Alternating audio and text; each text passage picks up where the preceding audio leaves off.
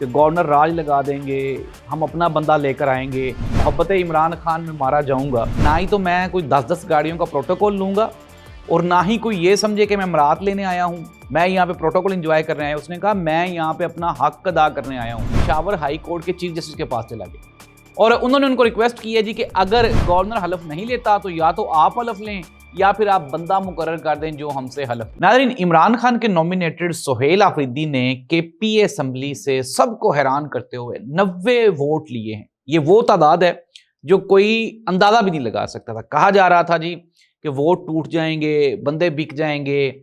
और तो और गवर्नर केपी के जो कि पाकिस्तान पीपल्स पार्टी की तरफ से हैं, कुंडी साहब, फैसल करीम कुंडी साहब, उन्होंने पाकिस्तान पीपल्स पार्टी की जो जमहूरियत और जो रवायात हैं उनको रोल के रख दिया।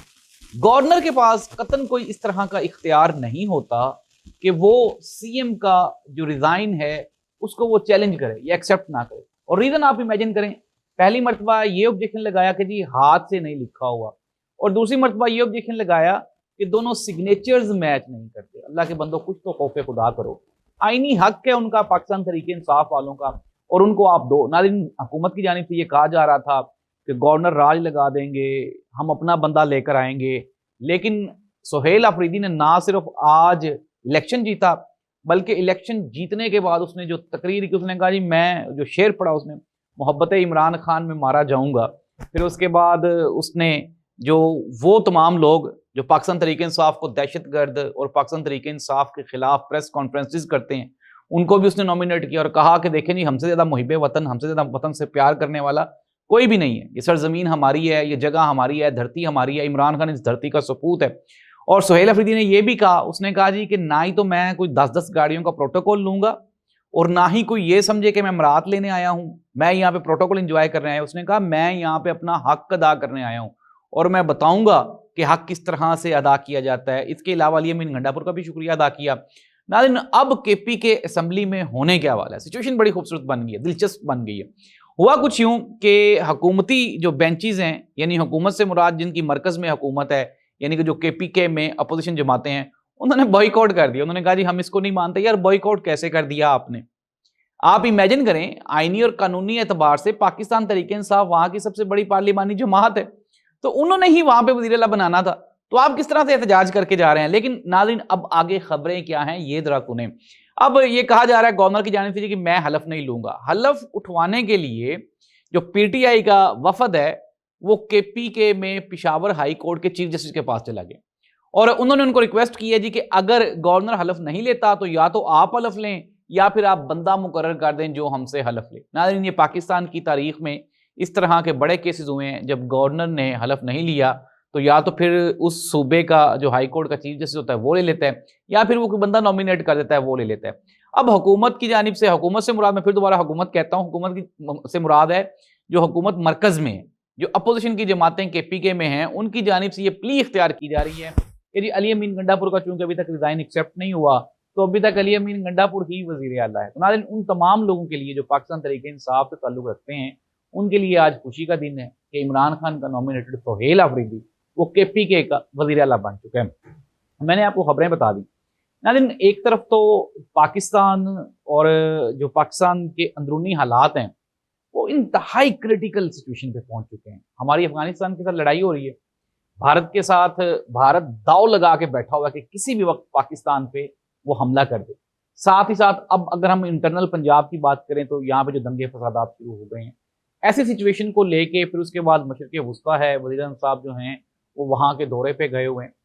इट मीन्स दैट कि बड़ी चैलेंजिंग पोजीशन बन गई है। वो तमाम लोग जो ये कह रहे थे कि हुकूमत जो है वो बड़ी सेटल हो गई है, बड़े आराम से अब आगे चल जाएगी, लेकिन उनके लिए मैं आज एक ब्रेकिंग न्यूज़ देने जा रहा हूँ। ब्रेकिंग न्यूज़ ये है कि जो ताकतवर हल्के हैं उन्होंने अपना असर और रसूख आहिस्ता आहिस्ता दिखाना शुरू कर दिया और उन्होंने हुकूमत को, शायद हुकूमत की रिट को ये चैलेंज कर दिया। उन्होंने बता दिया कि हमारी मर्जी के बगैर कभी भी कुछ भी नहीं चल सकता। और ये जो सारा कुछ हो रहा है इसके पीछे जो मुहर्रकात हैं वो बस ये साबित करना है कि जो सिस्टम चल रहा है इसको चलाने वाला कोई और है। तो नाज़रीन, अब खबरें जरा ले लें। खबरें क्या है? एक तो ये कि केपीके में वज़ीर आला की तैनाती हो गई, हलफ भी उठवाया जाएगा। ये सब कुछ जो है वो सिर्फ और सिर्फ सोहेल आफरीदी के लिए चैलेंजेस पैदा किए जा रहे हैं ताकि किसी न किसी तरह से उसके ऊपर वो एक तलवार लटका दी जाए। अली अमीन गंडापुर के ऊपर कितने FIRs थी, वो सारी की सारी जो FIRs थी वो सिर्फ इसलिए थी कि अली अमीन गंडापुर को ब्लैकमेल करके तो उससे अपने काम निकलवाए जाए। अब सुहेल अफरीदी के ऊपर कोई FIR नहीं है, उसको ब्लैकमेल नहीं किया जा सकता, तो अब क्या किया जा रहा है कि उसकी तैनाती को वो इस तरह से कंट्रोवर्शियल किया जा रहा है कि उसको ये ब्लैकमेल कर सकें कि यार तुम्हारे खिलाफ तो किसी भी वक्त अदालत से फैसला आ सकता है, तुम CM KP के नहीं रहोगे।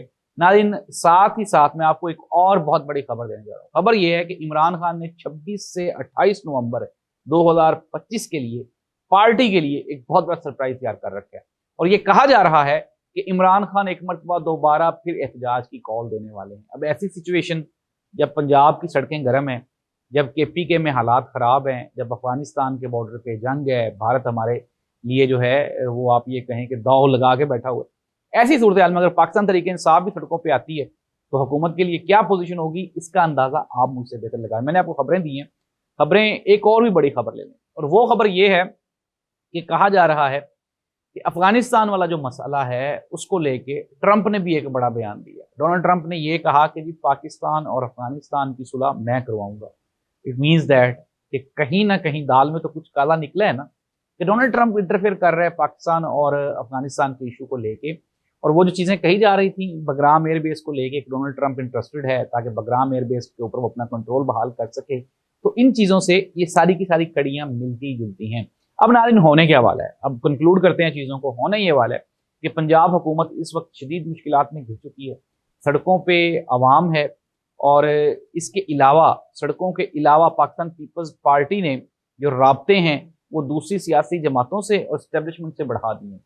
इस्टेब्लिशमेंट के लिए एक नई अपॉर्चुनिटी क्रिएट की जा रही है, एक नई ऑप्शन क्रिएट की जा रही है कि जी आप इनके अलावा हमें भी यहाँ पे भी ऑब्जर्व करें, यहाँ पे भी गौर करें, आपको यहाँ से भी अच्छी ऑप्शन मिल जाएगी। KPK में सुहेल अफरीदी ने हलफ उठा लेना है, मैं आपको दोबारा फिर ये बता रहा हूँ। और आने वाले दिनों में नवंबर जो है वो पाकिस्तान की सियासत में इंतहाई अहम किरदार अदा करेगा।